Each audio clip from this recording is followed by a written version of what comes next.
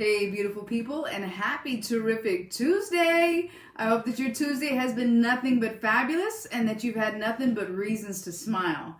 And you know how it goes. If you haven't, by the time we are done with this tonight, you will have either laughed with me or at me. Either way, I'm fine with that because you deserve it.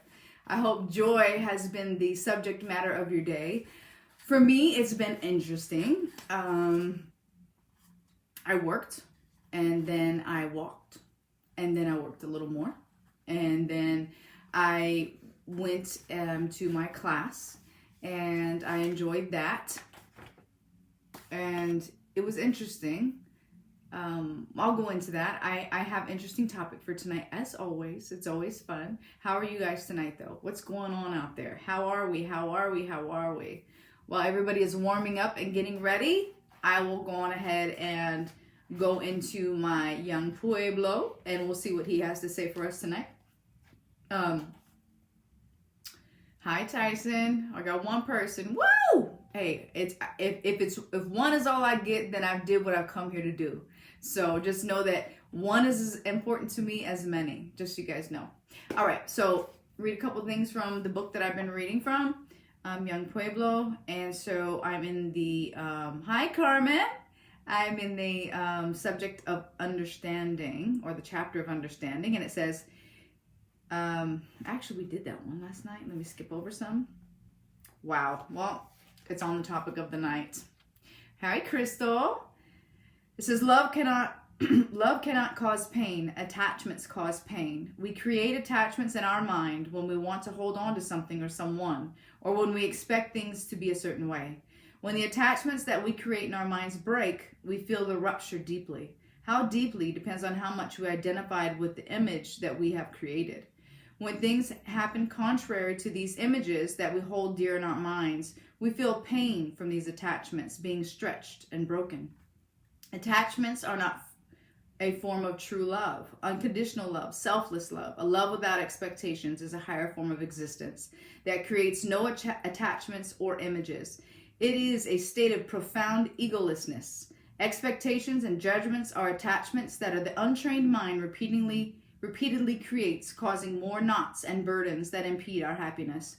The typical human mind is eclipsed by the delusion of ego. The ego separates, categorizes, and labels everything that it comes across, causing our discontent and misunderstanding. Okay, so that was deep. This is just what happens when you're in line, okay? So I had pulled a section of my book that I was going to read tonight. That was Young Pueblo. I flipped loosely through the pages, and that was what I found, right? And so I read it to you. You've seen it.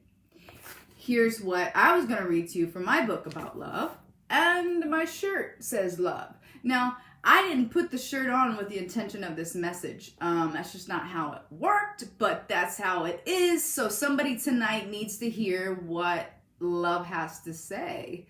Hi, Danny. Hi, Jerry. Hi, everybody. So we're going to talk about love, and I'm going to come to you from my own aspect on love and how I got to some of this and why I was actually, I guess you can say, pushed to formulate this is because I understand a different version of love, as we all do, and that's what I will get into. So that's pretty interesting. But just in case you guys haven't noticed, January is flying by. My 30 days live is only, I think, another 6 more days, and then I won't be on every night at 6. I will, pick days based off of maybe how many views I had on certain days, if they were more or if they were better. I do have a lot of projects going on right now, and I want to stay true to you because you are why I do this. You are why I'm here, obviously. So it is in me to inspire and ignite and to send love, hope, and courage to each of you always. So let's go for it. There's a couple of you on here. That's enough for me. You guys heard what I said about Young Pueblo. I'm going to go ahead and read you a snippet of the book that I'm finalizing to get out there for you. And we'll go from here. This is the category of love, okay? So stay with me. It says love, such a crazy thing. When I think of love, I think of the greatest fragrance. You can't have it. You can't own it. But you can simply be captured by it. It is not here to do anything. It just is. It is tender. It is true, free, open, on purpose, light, abundant, unencumbered. It just is. It is the very thing that brought us to life and still gives us life. It gets confusing, though, when we put it to a person, because people will do what people do. Then we selfishly lash out at love. Oh, love. Hi, Denise. Love alone is pure. It is free. It is tender. It is true, light, and abundant. Generally, it's not love one seeks. It's actually the show from another person one looks for in order to define love, in their actions and in their words. We as people tend to play for keeps. We don't like investing and letting go without some form of reward. This even includes relationships and people. How could it end? You never loved me. Is that so? Think about it. When you define your ex, can you say that you love them or that you're grateful that the love that they gave? Not usually. You usually say things like 2, 10, 12, 15 years wasted on nothing. I gave everything and they gave me nothing. That's usually how it goes. But if we were truly loving without attachment, you would feel nothing but blessed for the time that you had. Because in those moments, even though they could have felt the way they did, even though you were true to the feeling of being hurt, I messed that all up. So if you were truly loving them without attachment, you would feel nothing but blessed for the time you had, even though you were true to the feelings of being hurt. Or the whole concept, if you love me, you would. I'm not blaming you. I don't think I have ever taken a class on love. Have you? We just go on through life learning as we go, one experience after another. So that brings me to this question. The question is about you. Do you love you? Have you ever asked yourself that question? I mean, do you really love you? Not loving being a mom, or not loving being a wife, or not loving being a husband, or not loving being a provider, or not loving being a CEO of a company, or loving your bank account. I mean, do you love you? The whole part of you. How do you answer this? All right, let's try this. Take a slow motion look at your life. What is around you? Right now, what is around you? What did you feel today? Did you smile? Did you laugh? Did you fall in love with moments throughout your day? Did you even see yourself today? Or was it about everything but you? I took a deep look into why it is so hard for people who have never felt love properly, such as children who have been from torn homes, or orphans, foster kids, those brought from mental abuse, physical abuse, sexual abuse, torn apart, alcoholic or drug addicted parents. I looked at them and to accepting loving themselves properly. Why is it so hard? Well, I'll tell you why. This is where it gets kind of deep, because this is very real with me, and we'll go over this. It says, I'll tell you why it's so hard. They have learned how to survive instead of trusting enough to live a life governed by love. They don't know love, not the same way you do. Some escape the situation, but the situation never leaves them mentally and emotionally. They grow up, they get into their full-grown suit, but that survival skill is still the only thing that's truly alive in them. It's not that they don't want to love, they just don't know how. They know responsibility, they know grinding it out or getting through, they know how to tell someone they love them, they know how to show them they love them, but they don't know how to feel the love of them. Love at times and over time tends to turn into responsibility. It takes the form of a name or a duty, and it loses the truth of what it really is. You cannot make someone learn to love. You cannot force them to get it. This is an individual journey, a solo song. It is a gift that can only be given once applied to self. Love is. All you can do is be the greatest example in your own life. People ask all the time, well, how do I know if they love me? That question shows that you may not know love yourself. It should be, I will know when a person has the capacity to love me because of the capacity of what they love themselves. You will see it. You will know it. Be easy on yourself. There are no mistakes with love. The mistakes are generally found in trying to own love. It is not to be owned. It is to be expressed. So, so that's a little part of the book. Obviously, like I said, rough draft. But I say this. Hi, Porter. Hi, Chad. Hi, Misty. Hi, John. Hi, everybody. I say this because for many years. Hi, Bill.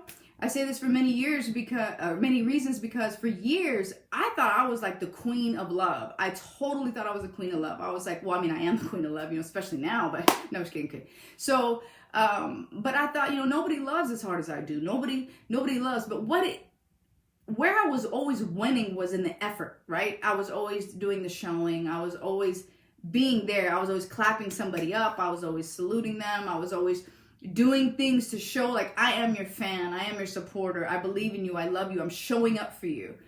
But the problem was I was loving from an empty vessel. So I really hadn't understood love yet, because I came from, as many of you know, my mom passed at 6. I went home to home, was in foster cares for a while, was in girls' homes, all this and all that. Left home as a minor, and then, anyway, so I was loving from an empty vessel. And my version of love was not necessarily the most healthy version of love. It was a survival type of love. It was the type that was like, it was just survival. It was more survival. So I knew how to show up. I knew how to be with somebody, but I didn't know how to rest in love with somebody, because I really hadn't found love in myself. I looked at love. Hi, Mike. I looked at love and I thought, okay, well, I don't know if it was just me, but I always thought love was this two people who are, they're just all mushy or something. I don't know. I guess I thought that's what love was. And then I looked at other types of love. And love, of course, I think there's 8 different Greek types of love, philos, eros, there's all kinds of that. But I'm talking specifically about the same love for self, and how it's not something to be owned. And you can't own the person that you're with. You can't make somebody love you. And unfortunately, we go through life and we get people who are in different areas of self-love with themselves. So you will love somebody to your fullest capacity because that's where you're at. You get with somebody because there's chemistry there, or there's something that brings you guys together. And then you're still growing, and what you didn't understand is this person wasn't there yet. They weren't there. So eventually those things don't mesh together no more, and then there's the breakup. And your first response is, oh, they didn't love me. No, they were just where they were, and you were where you were. And so sometimes they're meant to intersect momentarily in order to get something that will help the both of you. And even though it feels one-sided because you're looking for the same love that you were giving, and you're going, I'm not receiving the same thing, they didn't do this and that. And you'll find that love is not a game of show and tell. I mean, as much as the song tries to say it, I'll give you a real life experience. I had what I would say was almost a fairy tale relationship with somebody, meaning that we looked great together in photos.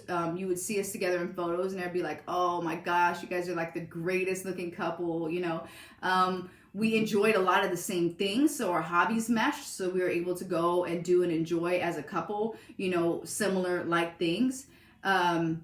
He was really good with being, the sending me flowers, the getting me gifts, the doing all those things that just made it seem like, people from the outside were going, oh my God, Amy, you did it. You finally found love. You found that relationship. My engagement ring was a rock. It was, yes, I agree with you. They do grow apart. And so I thought, this was it for me. Like finally, after all the hard things I had been through and some of the failed things I'd been through when it came to relationships, I had, really got to the point where I thought at that time my best self, but I would say I'm now at my best self, and I'll probably later be at my best self. But it was picture perfect. Everything was picture perfect. We looked good together. We sounded good together. But there was so much darkness that kept growing but it's almost like as a person, you don't want to look like a loser by saying, oh guys, there's a lot of red flags. It's not really what it should be. So I don't know. So you want to believe, oh, well, this is where I stay strong. This is where I stay in it. This is where I, keep holding on. And then you see the first thing wrong that tells you need to get out. And you're looking at your ring, and you're looking at your pictures, and you're looking at all these people liking your pictures, and you're looking at all these people at work admiring your relationship, and you're going, I just want to keep it. It's getting hazardous, but I just want to keep it. And so you just try to keep it even longer. And so what happens in that is you grow bitter because somebody is not putting in what the other person's putting in. So now you're bitter, right? So I let the situation carry on for way longer than I needed to. And I knew, let me just be 100. Like I already knew the things that were going on, but I was trying to ignore them or hope that they would go away, or think that because we were still only, in a certain amount of time that these things would go away. And I kept giving excuse after excuse. And a part of that was because, again, I grew up in a love that was already empty. So when I finally started to feel this thing that I wanted, that I actually thought was the combination, I fell in love with the idea of it. You guys got to hear me right now. I fell in love with the idea of it. The idea of a beautiful wedding, the idea of us looking good together, the idea of us being the ideal couple, the idea of this family that I wanted or whatever. I fell in love with the idea. You have to get that. If there's one takeaway from right now, it's the idea. You cannot fall in love with the idea of love. It has to be. Otherwise, it won't sustain. It may last 2, 10, 12, 15, 20 years, but it will not sustain. I'm telling you this. So at the end of it, what it ended up happening is I was done. I held on to this person to a point to where it not only caused me pain, but it caused somebody else pain. Hi, Gilbert. And so that pain was, somebody who didn't even deserve to be involved. And it hit so hard because it was like, I tried to play a fool for so long just so I could have what I thought that I wanted. I held on to that idea. It's kind of like holding on to a thorn on a rose, so tight because you want it so bad, and then for you're holding on to something that's making you bleed. And so that's kind of what happened with that. And today, I love this individual. I have nothing to do with him because I don't believe that you should bring your past into your future. But I send him light and I send him love. And I'm very thankful for that experience because it was actually a part of what really woke me up. Because of that love that I had, that attachment that I had to that scenario hit me hard when it ended. I mean, it was like it hit me hard. So you have to understand that love is not about what you think you want with somebody and then you transform that person to be into the person that you want. That never works. It never ever works. Trust when I tell you, if God made you to be a perfect fit of love, he also made somebody else a perfect fit of love. The quest isn't in finding somebody who is worthy of your love or finding somebody to give your love to. The quest is knowing that love will do what it does if you let it. That's what you need to be focusing on, and not, oh, this looks like a good scenario. You got to admit, usually when you first start talking to people, the first thing you think is, well, I mean, this could work. They like this and I like it. You don't know a thing about this person's habits. You don't know a thing about anything, but you start to categorize and see if you fit together. And so you fall in love with the idea, and then you don't take into consideration your life's purpose. What is it that you're here to do? I mean, if you're here to really live out your life to its fullest and greatest potential, to where you literally feel joy and you feel love just being who you are and doing what you do without any external things or people, you want to make sure that the person that you're going to spend time with also understands these things. I'm just here to tell you, don't rush it. Like, I don't know who I'm talking to tonight or why love was the topic of tonight. I don't know who it is, but I'm sure I'll get an inbox because this seems to be my weird thing that I usually knock on somebody's door every night. So I'm knocking. Whoever it is tonight that feels like they're trying to, I just get a sense that there's somebody out there who's trying to force somebody to understand that they love them and they're feeling rejected. But you have to understand that if a person is having a hard time loving themselves, they'll never love you the way you're wanting them to. And you can't fix that for them. You can't fix that for somebody. You can't go in and give them a tune-up on love and say, oh, you're worth it, you're loved, you know, you're this or that. That's an inside job. And it takes time. And you're not responsible for that. You're not responsible for waiting to watch this person heal. I mean, when you bake a cake, do you sit there and stare at the stove? Do you sit, well, some of you might, but you shouldn't. But do you, when you put the cake in the stove, do you watch it rise? No, you trust that that cake is going to bake. And that's the same thing with love. I mean, you have to be willing to let some things go.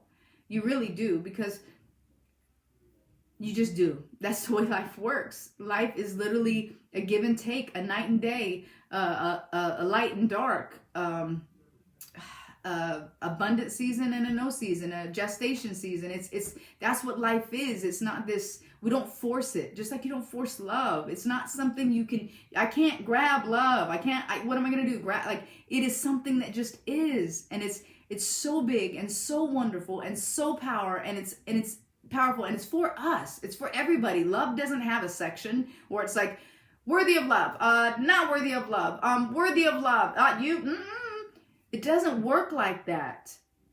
Love is. It just is. It's available for everybody. But it's a self thing. You have to have love, and you can't go on strangling somebody to understand you love them. You can't make somebody understand that. And sometimes you got to let it go, because it's actually making you bleed while you're holding on. Just know that. Tonight I had a session. Okay, I'm going to get off that. That was heavy. Tonight I had a session with my tribe. And they're an amazing group of people. And there were a lot of truths tonight. There was people that were breaking, down a little bit, and they were showing tears, and they were showing true feelings. And I think we forget that. I think we become so automated, and we wrestle with so many things, and we get very busy that we forget that there is feelings inside of us, and that they're okay to have. And so if you feel like you just need to literally sit on the floor Indian style and cry, I am giving you permission. I just gave you permission to do that. You might laugh at that and say, oh my God, she's ridiculous. But I'm here to tell you, no, you're ridiculous for thinking that you don't get to have a good cry every now and then. You're not all grown up. You're just growing up into this adult size frame. That's it. It's a never ending journey.